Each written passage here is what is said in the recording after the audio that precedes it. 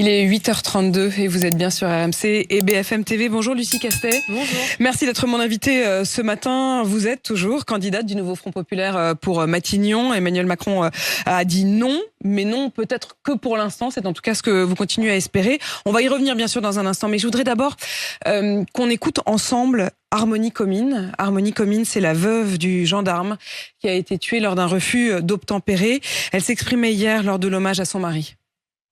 Je remercie notre France d'avoir tué mon tendre époux, que j'aime tant, le père de nos enfants. Attention, je ne parle pas d'étrangers, mais de récidivistes. Je l'affirme haut et fort, la France a tué mon mari. La France a tué mon mari par son insuffisance, son laxisme et son excès de tolérance. Pourquoi cet homme multirécidiviste peut-il évoluer en toute liberté ? Quand est-ce que nos législatifs ouvriront réellement les yeux ? Faut-il qu'ils soient touchés directement pour agir ? Combien de morts avant que ces assassins soient vraiment punis ? Qu'est-ce que vous lui répondez, Lucie Castet ? Déjà, évidemment, je souhaite exprimer toutes mes condoléances à cette femme, à toute la famille de l'adjudant Éric Comines. Ils vivent un drame et je pense qu'il faut avoir toute notre solidarité et notre compassion. Évidemment, je pense aussi à tous les policiers, à tous les gendarmes qui font un métier extrêmement difficile au service de tous nos concitoyens. Et donc, il faut penser à leur situation. À mon sens, ce qui est extrêmement important, c'est donner à tous les professionnels de ce secteur-là, qui sont des agents publics qui font un travail remarquable, les moyens de réaliser leur travail et de réaliser leurs fonctions dans des situations satisfaisantes, dans des conditions satisfaisantes. Les moyens, ce sont des effectifs. Ce sont des moyens financiers et budgétaires. C'est extrêmement important. On sait qu'il y a des secteurs dans lesquels il n'y a pas suffisamment de moyens. On sait que beaucoup de personnes, par exemple, regrettent de ne pas avoir de police à proximité, de ne jamais être en relation avec la police. C'est un des axes sur lesquels l'Union de la gauche souhaite travailler. Mais c'est pas là-dessus qu'elle exprime son regret, Harmonie Comines. C'est sur la législation. C'est sur le fait qu'un multirécidiviste qui a effectivement été connu pour violence en 2006, pour outrage en 2009, pour violence en 2010, pour délit de fuite en 2012, pour conduite sans permis en 2014, violence et outrage sur agent en 2016, rébellion en 2016, violence à nouveau et conduite en état d'ivresse en 2023, soit toujours en liberté. Je comprends évidemment son émotion. Je pense qu'il faut que la justice soit la plus efficace possible dans ce drame. Mais comme dans d'autres situations, je pense qu'il est absolument impératif que la justice ait les moyens de travailler. Or, on sait aujourd'hui que la justice est dans un état qui n'est pas du tout satisfaisant. Les décisions prennent des mois à être rendues. J'ai l'exemple d'une justice aux affaires familiales qui ne peut plus entendre les enfants parce qu'il n'y a pas suffisamment de moyens, il n'y a pas suffisamment de magistrats.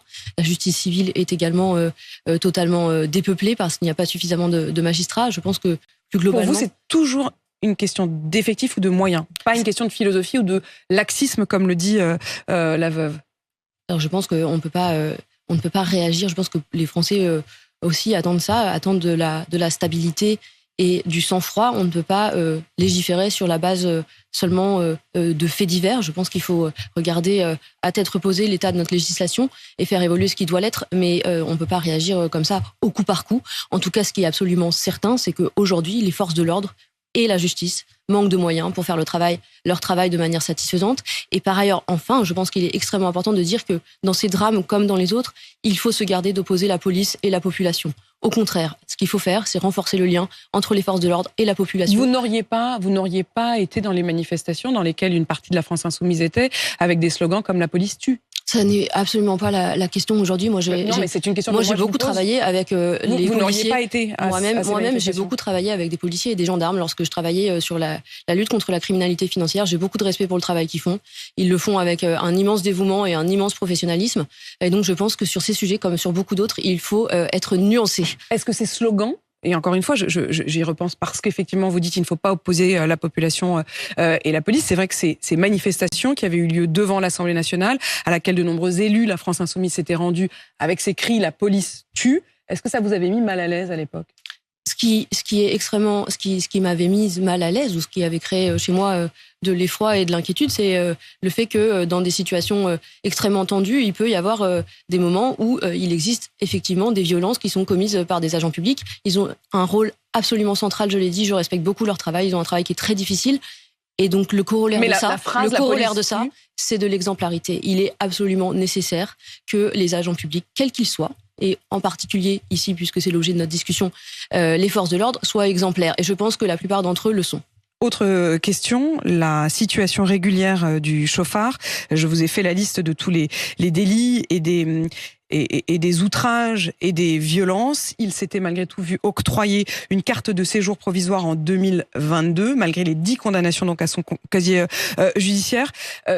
Là-dessus, pour le coup, la loi a évolué. Vous disiez tout à l'heure, on ne peut pas toujours faire évoluer la loi. La loi a évolué puisqu'il y a eu la loi immigration qui a été votée en janvier dernier, qui stipule que typiquement, une personnalité comme celle-là ne se serait pas vue aujourd'hui octroyer ce titre de séjour, puisqu'avec un casier judiciaire tel que celui-là, il n'aurait pas obtenu ces papiers. Est-ce que vous, à Matignon, vous revenez sur cette loi ou est-ce qu'au contraire, vous vous dites c'est une bonne chose d'avoir mis davantage de fermeté sur l'octroi ou non de ce titre de séjour?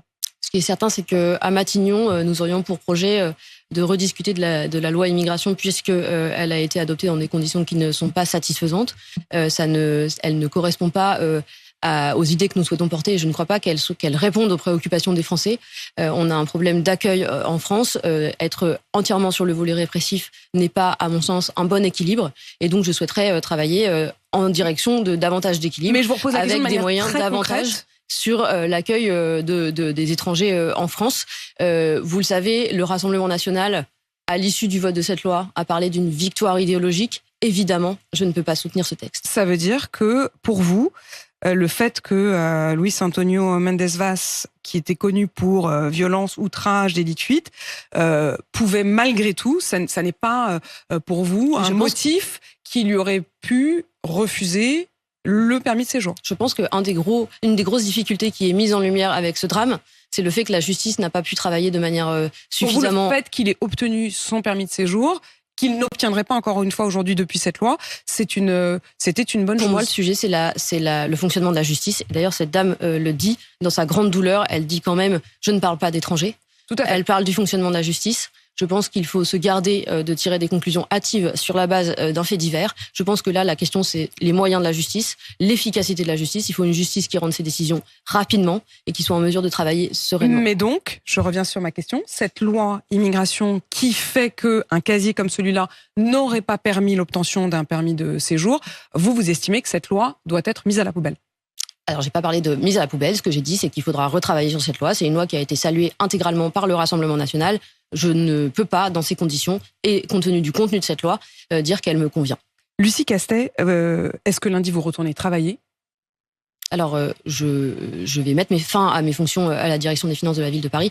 Je pense qu'il n'est pas compatible. Là, j'étais en congé, donc j'ai pris sur mes vacances pour aller à la rencontre des Français, aller à la rencontre des militants, aller à la rencontre des syndicats. Maintenant que les congés s'achèvent, je pense que je vais mettre un terme à mes fonctions à la ville de Paris de directrice des finances. Vous démissionnez donc de votre poste à la mairie de Paris? Je me retire des fonctions. Je me retire de mon poste. Il ne s'agit pas d'une démission puisque je suis agent public, mais oui, je me retire de mes fonctions. Vous retirez de votre poste, mais vous mettez en congé en quelque sorte de votre poste puisque vous ne pouvez pas démissionner de la fonction publique. Enfin, vous ne démissionnerez pas. Je démissionne pas de la fonction publique. Je suis extrêmement attachée à la fonction publique. Je suis fonctionnaire et j'y accorde une très grande importance. Donc non, je ne démissionne pas de la fonction publique. Je me retire de mon poste. Et vous les modalités en disponibilité, comme on dit? Les modalités pratiques sont encore en discussion avec mon employeur. Je vous le dirai le moment venu quand ce sera précis. Là, je peux pas encore le dire parce que je ne sais pas exactement quelles sont les modalités. Mais oui, j'envisage de me mettre en disponibilité. Ça veut dire que vous continuez. Ça veut dire que vous estimez que vous êtes toujours candidate pour le poste à Matignon? La question, c'est répondre à l'aspiration des Français.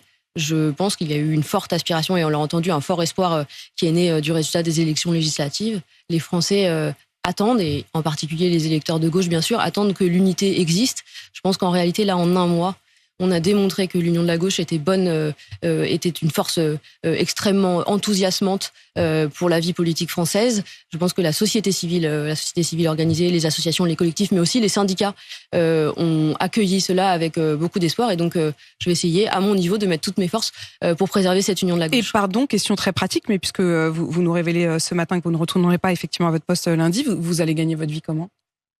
C'est encore à déterminer. Vous allez chercher un autre emploi? Vous allez... Possiblement, oui. Possiblement. Lucie Casset, est-ce que vous êtes toujours la candidate du nouveau Front populaire ? C'est-à-dire candidate, oui, continuer l'aventure, oui, mais est-ce qu'aujourd'hui, vous avez quand même l'impression que le nouveau Front populaire fait toujours bloc pour votre candidature ? Sans aucun doute, le nouveau Front populaire fait bloc.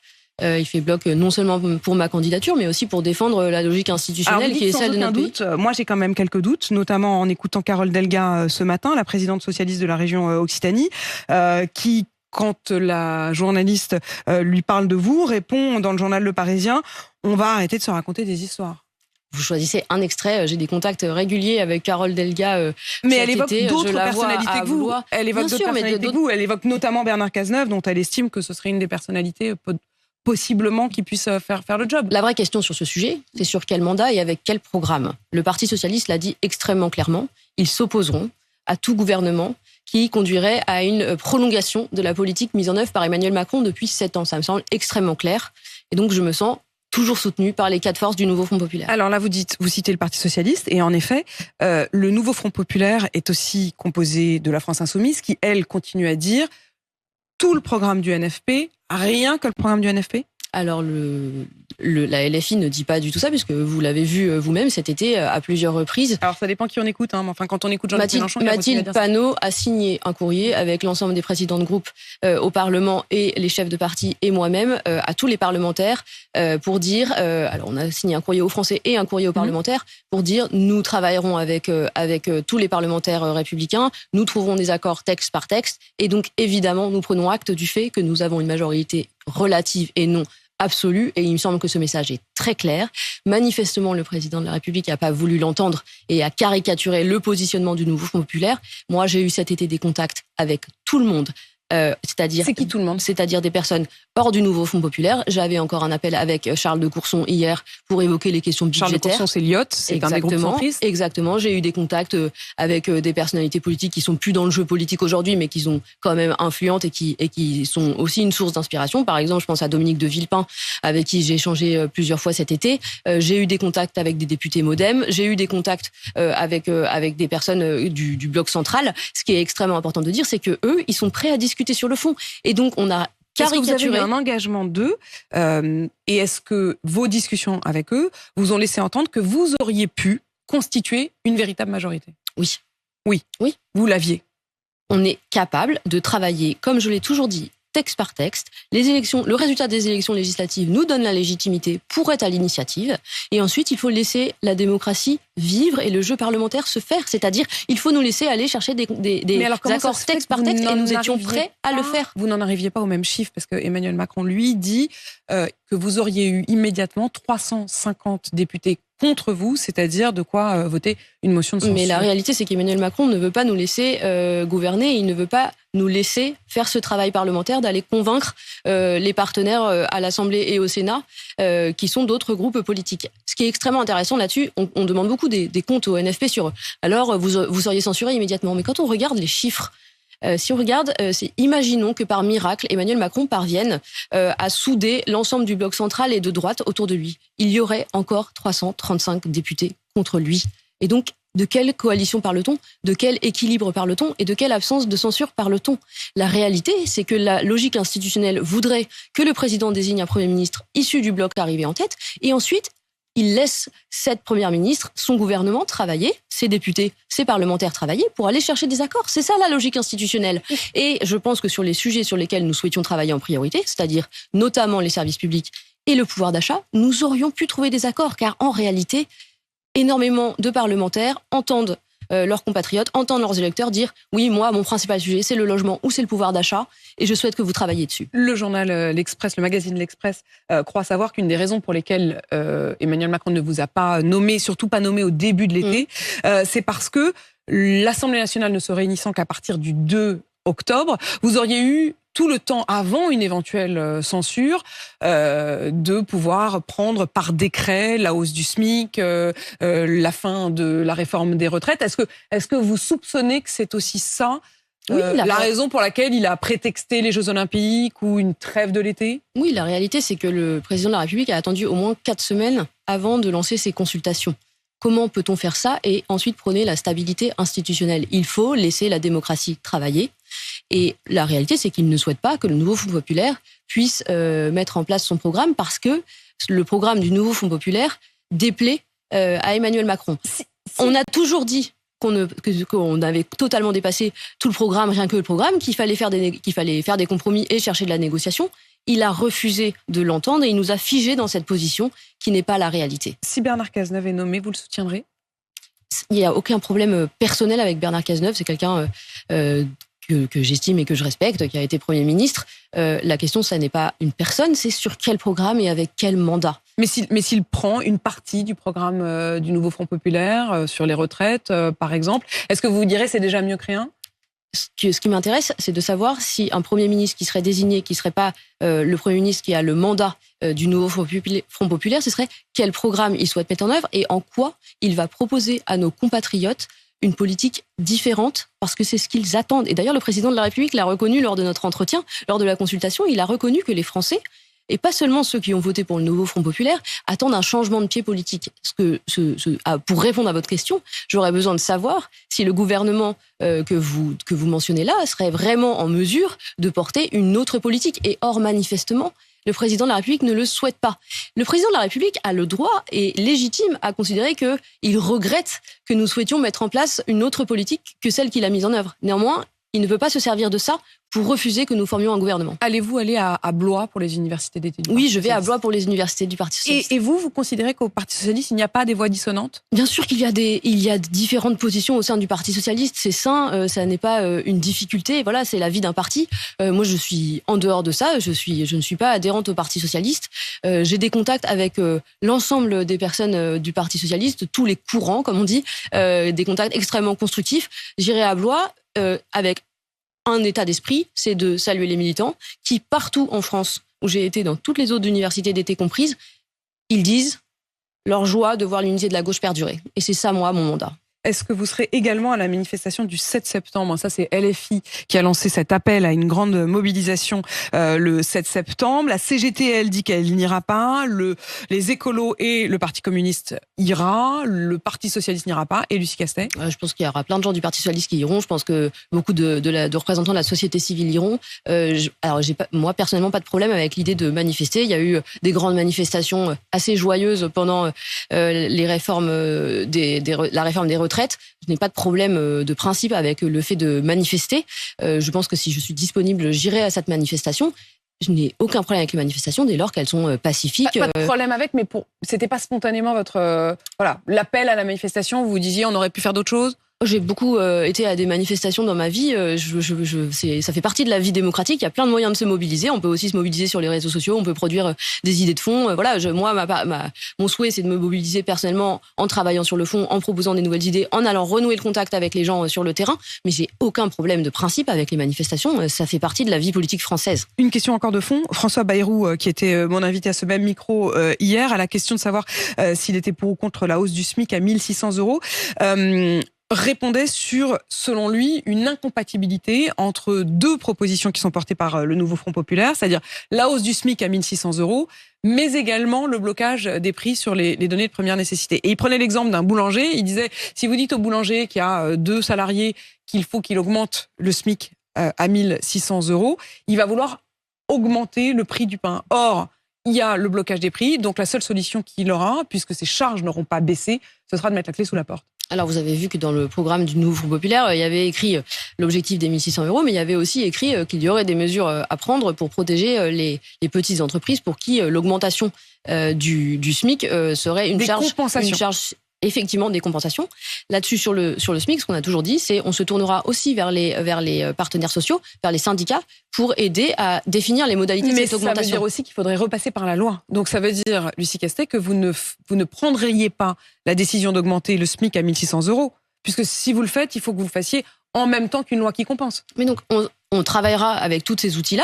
C'est d'ailleurs. Ce ne serait donc pas la première mesure. Vous ne pourriez pas. La première mesure, je l'ai toujours dit, ça sera l'abrogation la suspension de la réforme des retraites via un décret. Puis ensuite, on redonne la main aux partenaires sociaux pour travailler sur les modalités de financement, et puis aussi sur des questions qui n'ont pas été suffisamment abordées par la réforme, qui est injuste et que tout le monde s'accorde à dire qu'est injuste, y compris nos partenaires de l'IOT et du MoDem. Ils sont tous d'accord pour dire qu'on aurait pu faire les choses autrement, quelle que soit leur opinion politique. Ça, c'est quand même important de le dire. Sur la réforme des retraites, on la suspendrait par décret. Et ensuite on se retournerait vers les partenaires sociaux.